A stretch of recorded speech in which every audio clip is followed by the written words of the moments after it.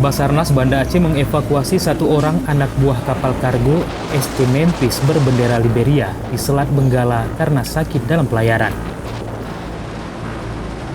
Proses evakuasi Albert Sedikol, warga negara Filipina dari tengah laut itu menggunakan kapal KN Kresna milik Basarnas.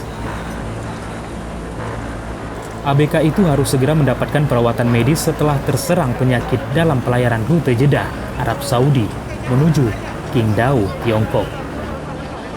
Untuk korban sendiri atas nama Albert Sedikol, usia 47 tahun, warga negaraan Filipina. Beliau mengalami sakit di bagian perut dan gangguan pernafasan. Kemudian untuk kapal tersebut jenisnya kapal kargo berbendera dari Liberia yang melaksanakan perjalanan dari Jeddah menuju Qingdao, China. Setelah dievakuasi ke Pelabuhan Ulelu Banda Aceh, ABK kapal kargo asing itu juga diperiksa kesehatannya agar terbebas dari COVID-19. Setelah menjalani tes swab, warga asing itu langsung dirujuk ke Rumah Sakit Umum Zainal Abidin Banda Aceh. Dari Banda Aceh, Tim Liputan Aceh Video melaporkan.